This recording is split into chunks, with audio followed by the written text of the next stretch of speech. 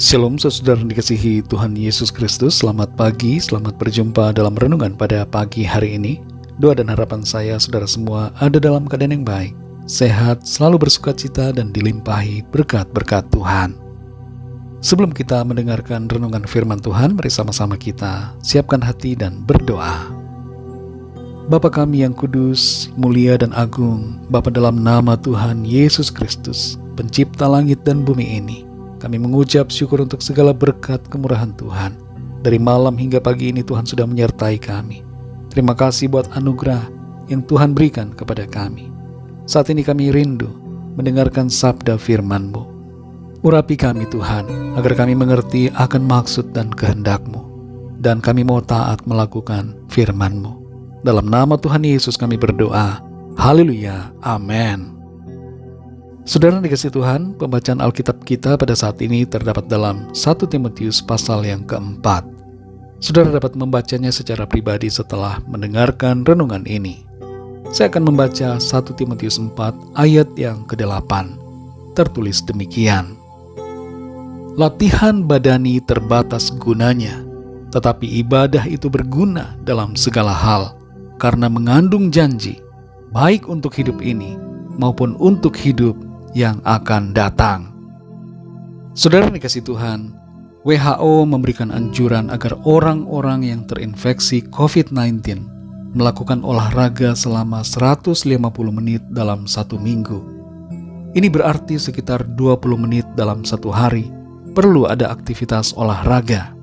Sebuah jurnal olahraga dari Inggris juga menyebutkan pentingnya olahraga berintensitas sedang untuk dilakukan oleh penderita COVID-19 agar terhindar dari keparahan. Secara umum, berbagai studi menunjukkan bahwa olahraga mempunyai manfaat yang baik bagi kesehatan tubuh jasmani, seperti menurunkan kadar kolesterol, tekanan darah tinggi, obesitas, dan meningkatkan stamina serta imunitas. Ayat 8 dari 1 Timotius 4 ini tidak memberikan kita larangan untuk berolahraga atau melakukan latihan fisik. Kita perlu mengerti dengan benar agar tidak salah dalam menafsirkan apa yang tertulis dalam ayat ini.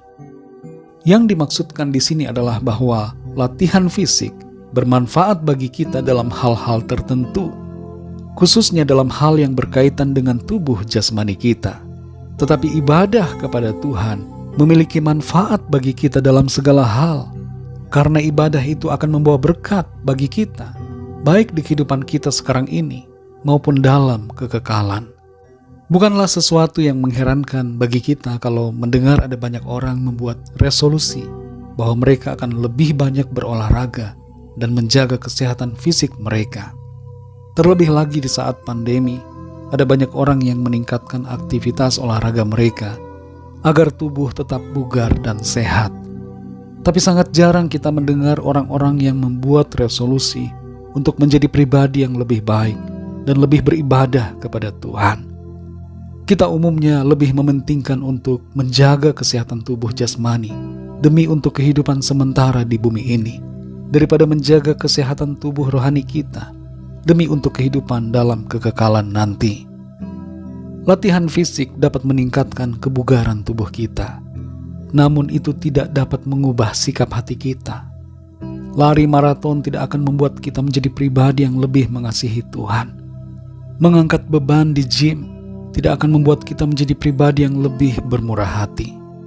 Olahraga memang perlu saudara, tapi lebih perlu lagi adalah ibadah. Karena ibadah mengubah diri kita menjadi semakin sempurna seperti yang Tuhan kehendaki. Kita perlu berolahraga, saudara. Tapi lebih perlu lagi untuk kita ingat dan lakukan adalah beribadah kepada Tuhan. Ibadah akan melatih diri kita sehingga semakin peka dan meresponi dengan benar setiap peristiwa dalam hidup kita. Kita menjadi lebih sabar, menguasai diri, tidak terkendalikan oleh hawa nafsu yang tidak baik, tapi dikendalikan oleh Roh Kudus. Kita lebih lagi menjadi pribadi yang mengasihi Tuhan semakin dalam setiap hari. Ibadah di sini, saudara, bukanlah hanya soal hadir di gereja. Beribadah di gereja perlu, beribadah di persekutuan ataupun dalam pertemuan ibadah lainnya perlu, itu baik. Tapi lebih daripada itu, ibadah berbicara tentang keseluruhan hidup kita sebagai sebuah persembahan yang hidup dan berkenan kepada Tuhan. Ibadah adalah bagaimana kita hidup sehari-hari dalam pimpinan Tuhan dan menuruti kehendak firman-Nya. Mari latih diri kita beribadah agar roh kita semakin kuat dan hidup kita terus disempurnakan setiap hari. Roh Kudus akan menolong kita dan menuntun kita sehingga kita selalu ada dalam jalan-jalan yang dikehendaki Tuhan. Ingatlah kembali hal ini, saudara. Latihan badani terbatas gunanya, tapi ibadah berguna dalam segala hal, baik untuk hidup kita di bumi ini maupun dalam kekekalan nanti. Mari kita berdoa, saudara. Bapa kami yang di surga, Bapa yang baik, Bapa dalam nama Tuhan Yesus Kristus, Tuhan Allah pencipta langit dan bumi ini, yang agung, mulia, kudus dan layak disembah. Kami bersyukur untuk firman-Mu yang sudah kami dengar pada saat ini, yang mengingatkan kami untuk tidak lupa beribadah kepada Tuhan. Terlalu sering kami hanya fokus kepada yang sementara. Kami fokus pada kehidupan kami di bumi ini, dan kami lupa bahwa ada kehidupan kekal yang menanti kami. Kami terlalu sibuk untuk menjaga agar kami tetap sehat dan hidup baik di bumi ini, dan lupa untuk beribadah kepada Tuhan. Padahal ibadah adalah soal yang utama. Ibadah adalah yang terpenting dalam hidup kami. Ajar kami Tuhan untuk selalu mengingat, agar kami mempersembahkan hidup kami ini sebagai persembahan yang kudus, yang hidup dan berkenan kepadamu. Sebab itu adalah ibadah yang sejati, yang Tuhan kehendaki dari kami. Kami bersyukur untuk firman-Mu yang terus menuntun kami untuk berada dalam jalan-jalan kehendak-Mu. Berkati kami Tuhan dalam sepanjang aktivitas kami di hari ini. Pimpin kami, berikan kami hikmat-Mu. Buatlah kami berhasil dan kehidupan kami menjadi berkat bagi banyak orang. Kami berdoa bagi setiap kami yang sedang dalam pergumulan, persoalan, sakit penyakit, dan berbagai masalah lainnya, agar Tuhan menjamah melawat setiap kami, memberikan kami pertolongan-Mu Tuhan. Jalan keluar Tuhan nyatakan, mujizat-Mu Tuhan berikan bagi kami. Ada kesembuhan, ada pemulihan, ada pertolongan Tuhan yang ajaib. Kami percaya kami alami kemenangan, kami alami sukacita dan berkat-berkat Tuhan. Tuhan yang selalu berkarya dalam hidup kami dan menuntun kami dalam rencana Tuhan yang baik, indah dan sempurna. Terima kasih Bapa. Dalam nama Tuhan Yesus Kristus, Tuhan dan Juru Selamat kami sudah berdoa dan mengucap syukur. Haleluya. Mari sama-sama kita berdoa doa Bapa kami. Bapa kami yang di surga, dikuduskanlah nama-Mu. Datanglah kerajaan-Mu, jadilah kehendak-Mu di bumi seperti di surga. Berikanlah kami pada hari ini makanan kami yang secukupnya, dan ampunilah kami akan kesalahan kami, seperti kami pun mengampuni orang yang bersalah kepada kami.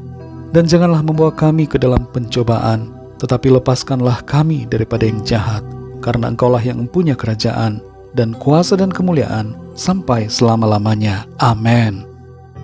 Terimalah berkat Tuhan. Tuhan memberkati engkau dan melindungi engkau. Tuhan menyinari engkau dengan wajah-Nya dan memberikan kasih karunia. Tuhan menghadapkan wajah-Nya kepadamu dan memberikan damai sejahtera. Berkat anugerah dari Bapa Surgawi, cinta kasih karunia dari Tuhan Yesus Kristus, dalam persekutuan dan penghiburan Roh Kudus, menyertai kita semua, sekarang ini dan sampai selama-lamanya. Dalam berkat nama Tuhan Yesus Kristus. Haleluya. Amin. Puji Tuhan, saudara yang dikasih Tuhan, saya percaya firman Tuhan menjadi berkat dan kekuatan buat saudara semua. Dan Roh Kudus akan menolong saudara untuk lebih lagi memahami kebenaran firman Tuhan. Tuhan Yesus memberkati saudara semua. Sampai jumpa dalam renungan yang berikutnya. Haleluya.